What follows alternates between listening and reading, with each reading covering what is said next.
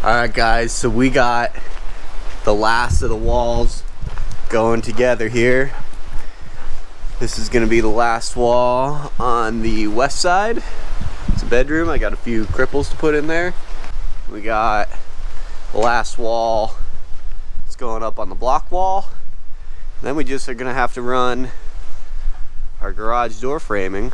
Not totally sure how I'm going to do that, but our safety footwear for today is the usual. It appears that these are Goodfellow brand.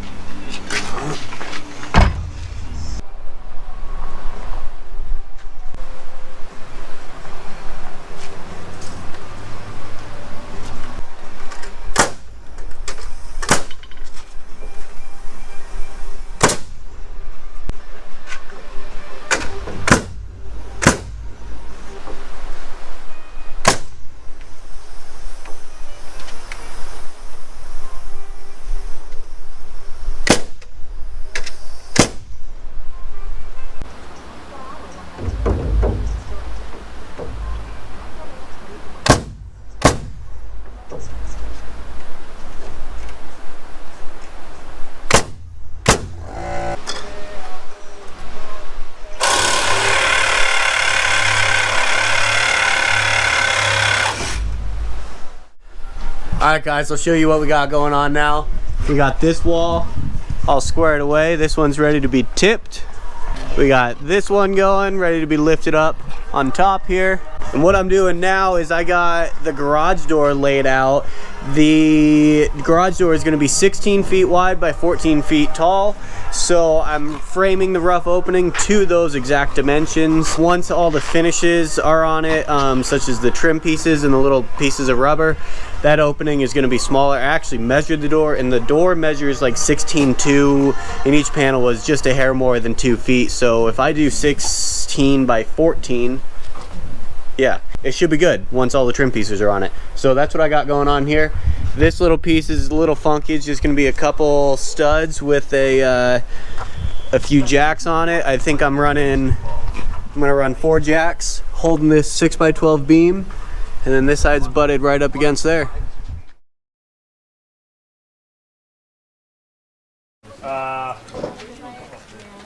Yeah. And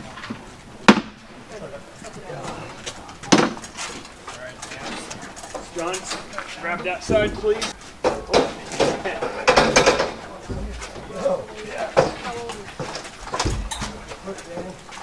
Fine, John.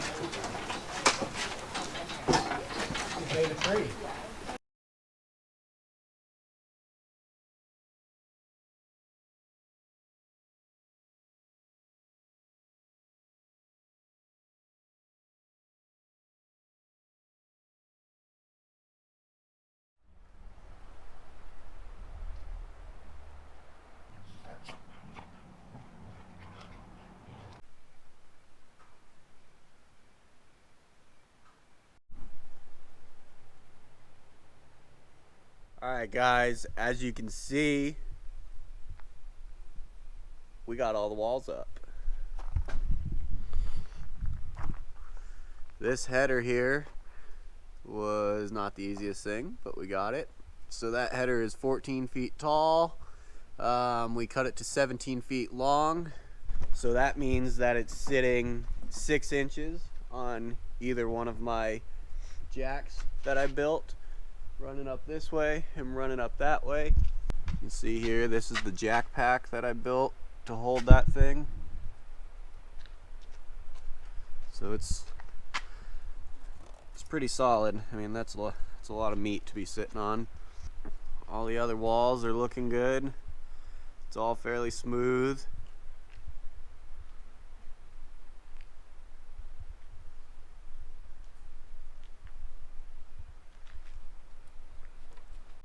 You see, I still got the cripples and the plate to put on above my header up there. We still have a fair bit to do. The back side of the wall still needs to be painted. We need to button up the drain system. We need to get siding, we need to get roofing, we need to get the trusses set. And then once that's done, it will pretty much be dried in at that point. We need to get the septic system installed. Here's a little something that I kind of messed up on building the wall. I had intentions to leave some sort of void in here to run my plumbing through, because I'll show you right here. The plumbing is going to come straight out of this block wall and go straight into this dirt here. So there's going to be a hole in this wall somewhere in here. I did find a rental company that has a core concrete bit and a drill that'll run it.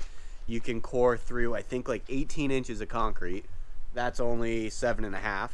So we should be able to blow right through that. It's a diamond bit. It'll cut like a 4.5-inch hole in it. So that works out well. So once we get that done, then we'll be putting the septic system over there. And if you guys remember, the reason we're doing it like that is because we had a little bit of difficulty lining out the septic system with the distance from the creek. So that works out well. All the plumbing will be overhead. It'll be running from the second story, all gravity fed. It'll 90 over at this wall here, and then it'll come right through this block wall and go right through into the dirt on the other side. So what's on the agenda next? I need to be on top of the scaffolding here. Some of our seams aren't lining up just perfectly.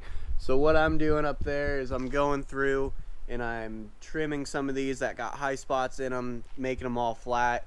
So we're buttoning that all up before I put the top plate on.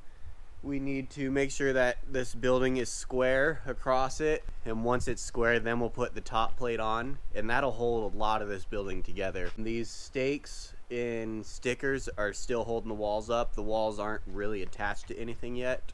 With that being said, we need to go through and drill my anchor bolts in.